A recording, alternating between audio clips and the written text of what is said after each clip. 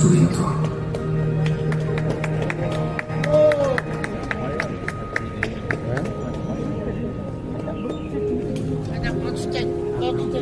Tais-toi, toi. Arrête de parler trop fort.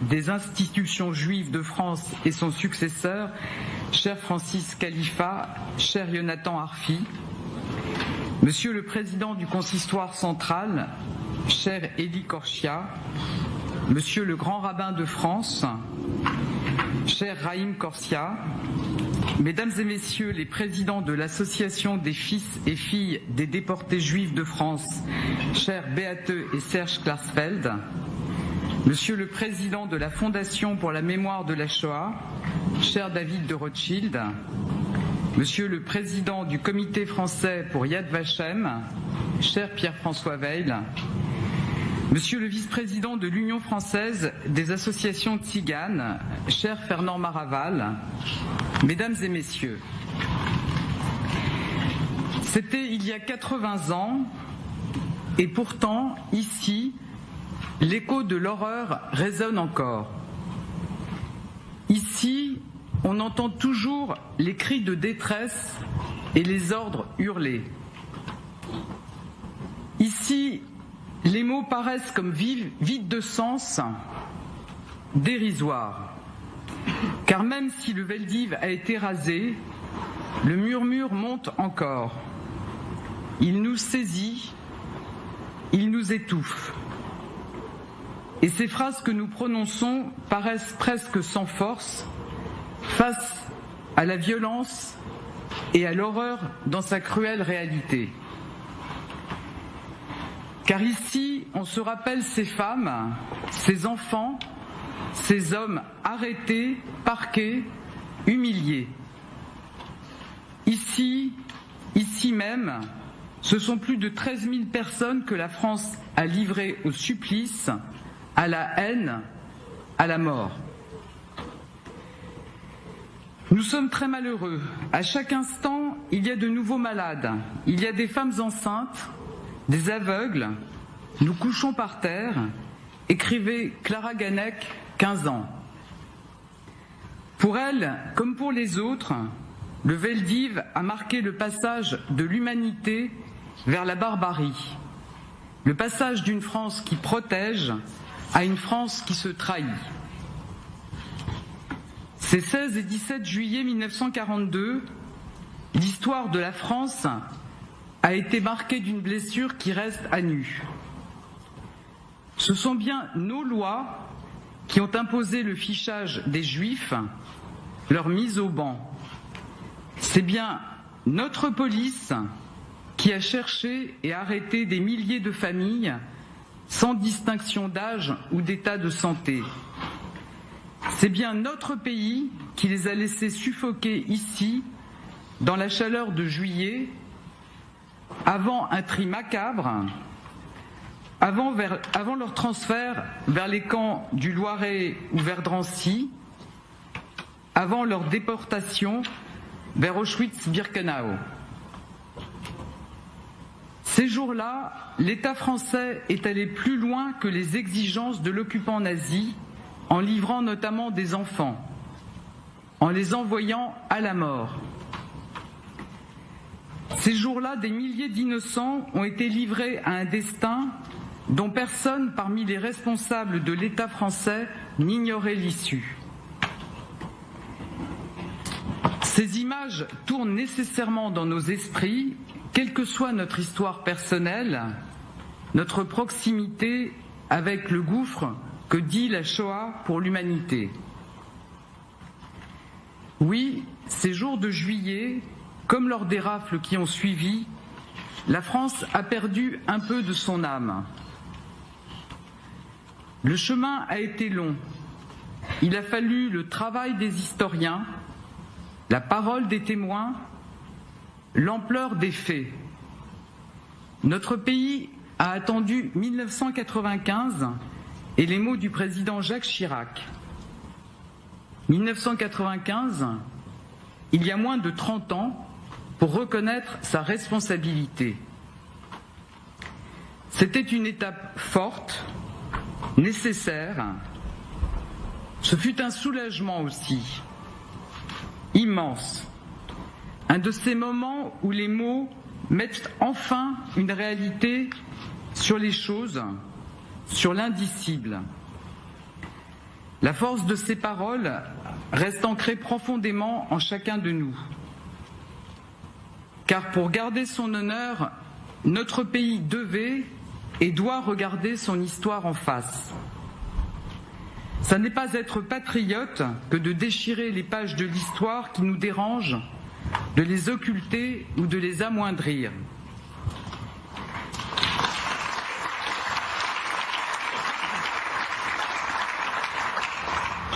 C'est parce que la France est la patrie des Lumières, c'est parce que notre pays est un des berceaux du progrès, que la blessure est plus grave encore et que le vrai courage consiste à la reconnaître et à la commémorer.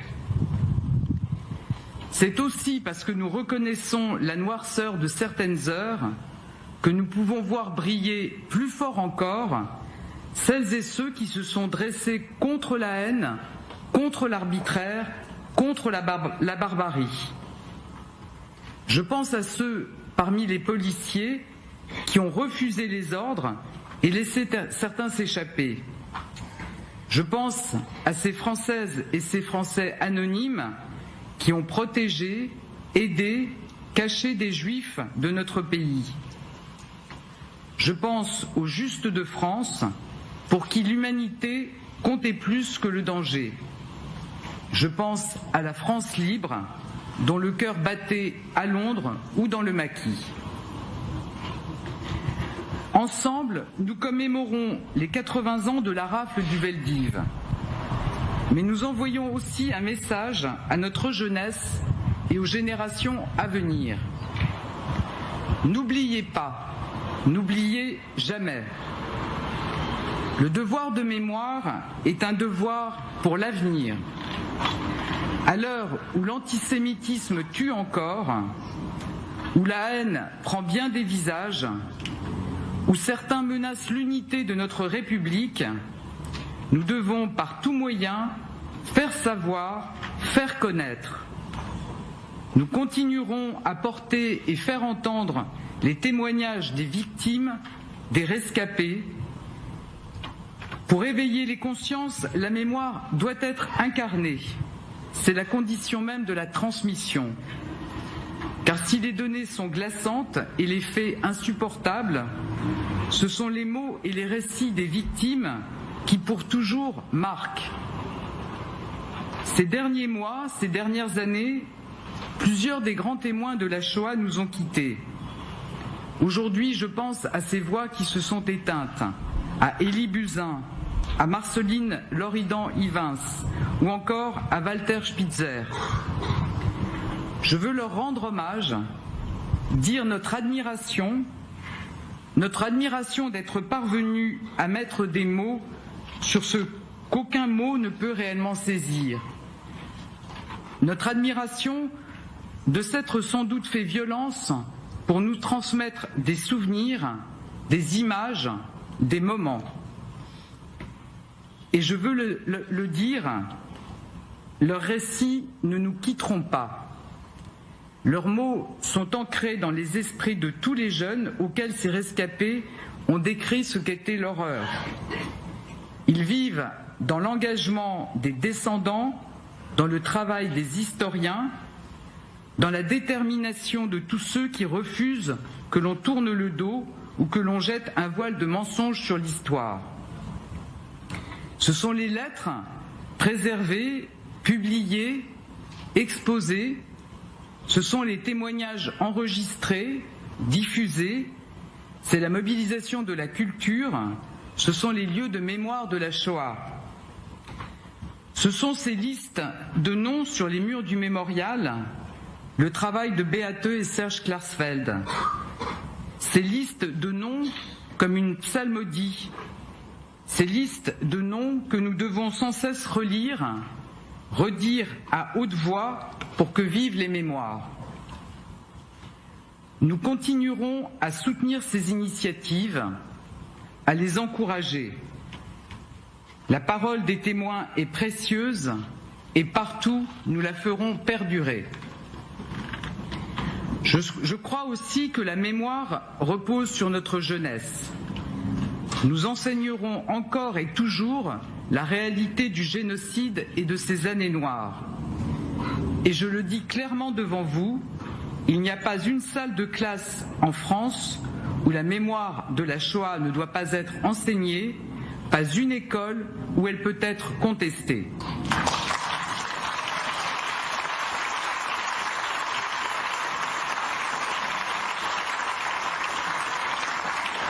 Car le travail de mémoire, c'est aussi de ne jamais laisser passer le moindre geste, le moindre mot que l'antisémitisme peut encore faire germer. La barbarie se trouve toujours au bout du chemin de la haine.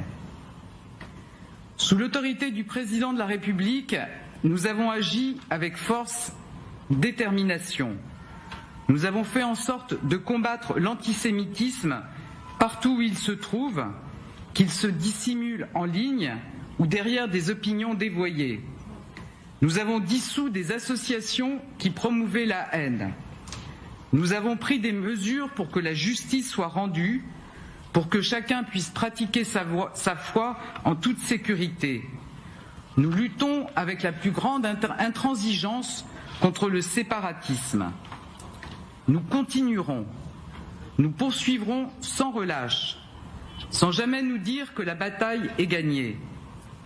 Le combat contre l'antisémitisme ne s'arrête jamais. En cette journée de commémoration, en cette journée nationale à la mémoire des victimes des crimes racistes et antisémites de l'État français et d'hommage aux Justes de France, je veux dire également que je n'oublie pas que lors de ces années sombres, d'autres communautés, d'autres peuples ont été victimes de ce racisme d'État, notamment les Tziganes. Eux aussi ont été victimes de la barbarie.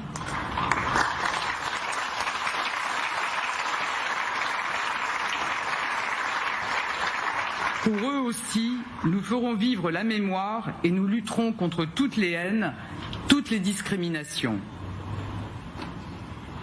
Mesdames et messieurs, l'oubli, l'indifférence et le relativisme sont autant de périls mortels. Ils servent les théories les plus abjectes, ils nourrissent la division, justifient la violence. Ils sonnent comme des outrages à toutes les victimes et leurs descendants.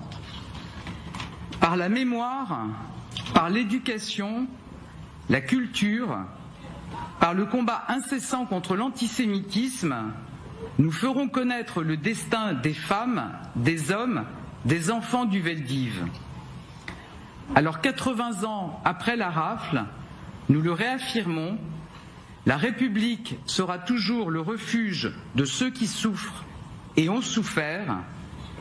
La République mènera toujours le combat pour la justice et la vérité. Mesdames et messieurs, il y a 80 ans, la France se perdait et commettait l'irréparable.